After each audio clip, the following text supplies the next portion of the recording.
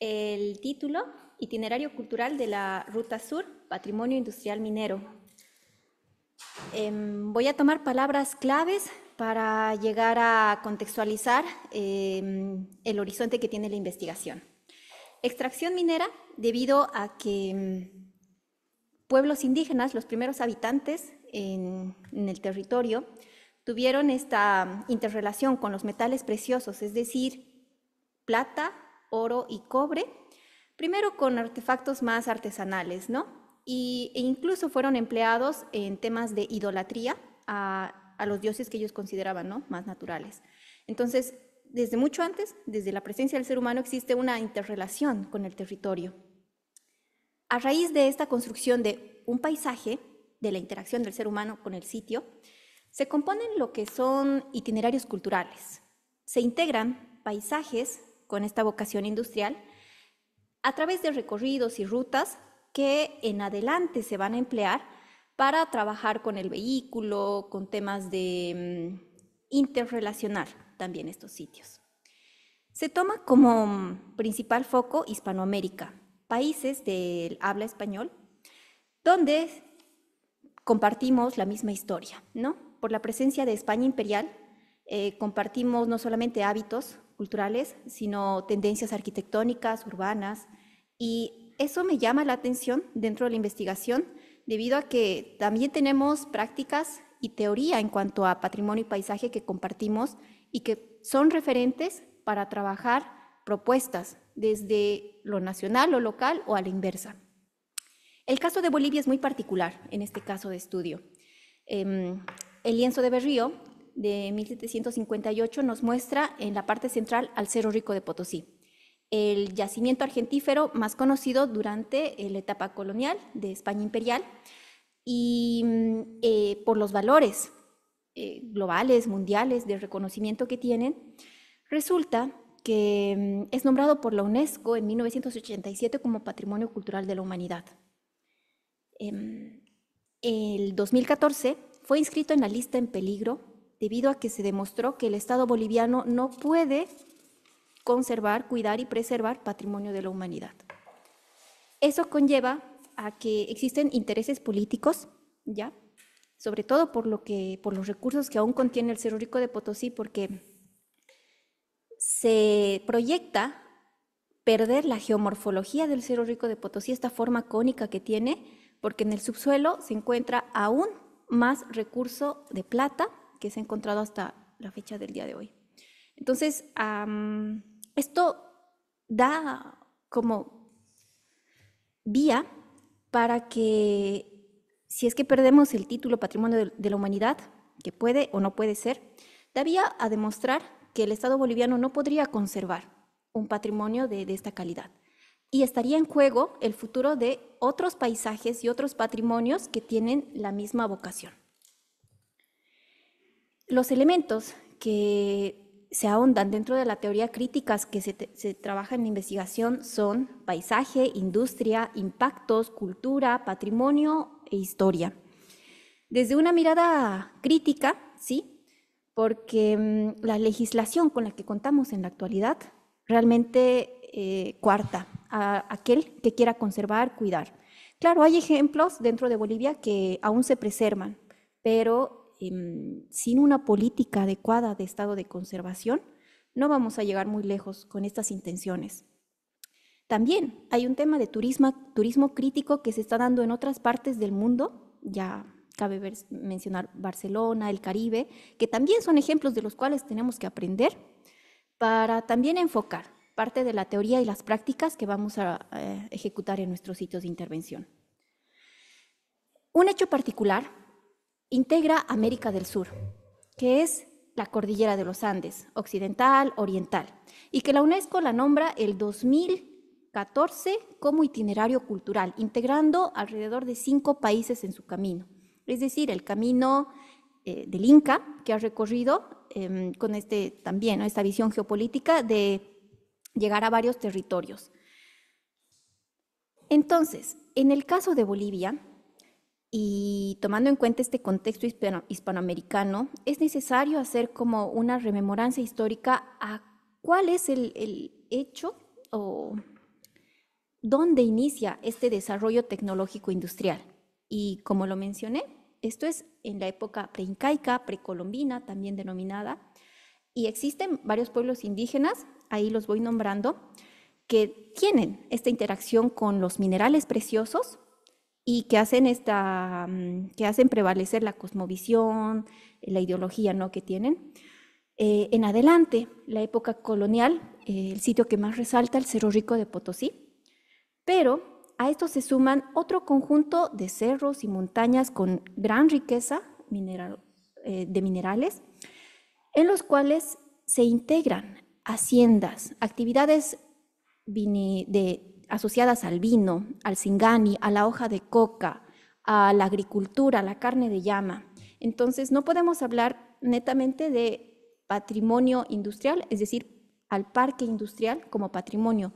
Debemos proyectar esta interrelación que tienen las áreas urbanas con lo rural desde el estudio de la etapa histórica colonial.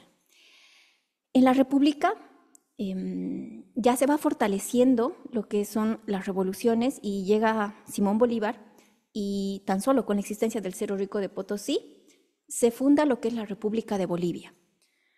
Con ese hecho, emprendedores y conocedores en temas de mina llegan al territorio boliviano para seguir explotando el mineral, pero esta vez enfocado al estaño. Otros sitios llegan a ser explotados con el zinc, el wolfram y otros, y surge la figura de los varones del estaño, Hochschild, Simón y Patiño, Gregorio Pacheco, quienes habrían demostrado la introducción del desarrollo industrial en la minería, porque tuvieron esta conexión con Europa y con otros continentes y llevaron el conocimiento. Personas que ya tenían bastante experiencia en la minería en Europa, los llevaron a Bolivia y también herramientas, formas de trabajo que se plasmaron en el territorio. En la época moderna surge lo que es el Estado Plurinacional de Bolivia, con una mirada socialista. Entonces, el Estado, a través de la Corporación Minera de Bolivia, toma posesión y administración de estos recursos mineros y es a través de las cooperativas que empieza a explotar estos mismos cerros y montañas que ya estaban desde el preincaico. En esta etapa moderna surge bastante contenido en cuanto a arte y cultura, retratada en lienzos, en cuadros que nos muestran la lucha social. Principalmente esto enfocado en Miyuni y donde se intentó callar a la fuerza minera, ¿no? Y estado actual, que es bastante crítico. Muchas de estas minas siguen siendo explotadas, entre ellas Cerro Rico de Potosí, con un alto impacto en lo social y en lo ambiental, que es un reto, ¿no? En este caso, nos enfrentamos a un Estado el cual no tiene la mejor legislación para cuidar y preservar y apostar por el patrimonio y que demuestra que las personas que están habitando y conviven con la minería deben someterse también a las formas de trabajo, a formas de vida que ahí se desarrollan. De acuerdo a una experiencia previa, se registraron 11 sitios mineros, ¿ya?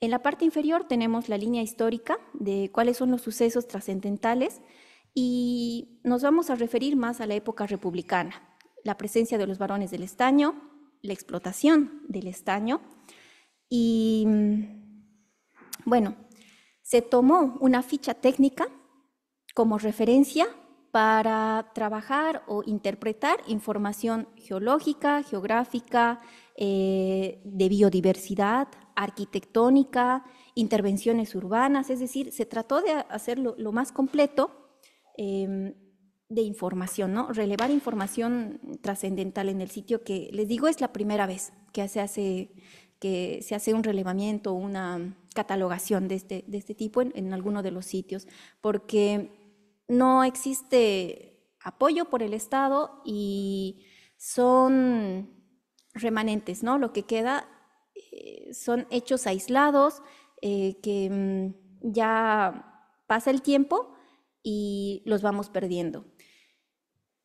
Se trabajó bastante con la literatura, fotografía antigua, videos, todo el material que se pudo acceder, primario, secundario, hasta terciario. Se dialogó también con gente del sitio para rescatar un poco de los usos y las costumbres en torno a la actividad minera, la actividad de la mujer, del niño, cómo son las viviendas, la tendencia arquitectónica, las actividades urbanas que se desarrollan en el sitio. Y también se trabajó con aquello la parte teórica también que llega desde Europa, desde el occidente, que es la UNESCO, cómo trabaja el concepto de paisaje cultural, las subcategorías y la Convención Europea del Paisaje de Florencia del año 2004. A raíz de ello, se trabajó también en formas de reinterpretar la información técnica y académica y llevarla a campo para que la gente empiece a relacionarse con el contenido.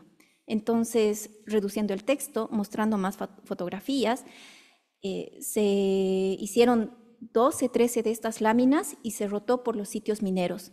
Entonces, la gente iba reforzando lo que era la identidad cultural a través de fotografías antiguas, nuevas, en donde podían ubicar los edificios o también partes de... ¿Estamos así? Bien, perfecto. Bien, perfecto. Muy bien, adelante. Gracias. Y dentro de las variables a considerar, en adelante se tiene tomar en cuenta intercambios académicos, ¿no? Escenarios como estos me permiten ver a expertos, gestores, actores sociales interesados en quienes ya están trabajando en la teoría y también en la práctica de los paisajes industriales. Existe compendio normativo en cada una de nuestras regiones que, si bien la tenemos plasmada en ley, es diferente cuando llegamos a aplicarla a los sitios. Entonces, esta experiencia también dentro de los países y las regiones es bastante útil ya que se está trabajando con la teoría crítica. Respaldo político, es inevitable contar con ello, con el Estado, con los 3 niveles del Estado, llamamos en Bolivia, ya que también tienen una responsabilidad, una corresponsabilidad por trabajar los sitios. Acciones puestas en marcha, evidentemente es a través de congresos, del TICHI, de INCUNA, de la conexión con otros gestores en los sitios que vamos conformando, ¿no? También tenemos el registro de patrimonio, que es totalmente necesario, los recursos económicos, que sea a través del Estado, inversiones público-privada, y también el recurso humano, que es la formación de los futuros estudiantes, ¿no? Bueno, adjunto bibliografía y agradezco mucho la atención brindada. Ahí dejo mi contacto, los correos y mis números de referencia. Gracias. Muchas gracias.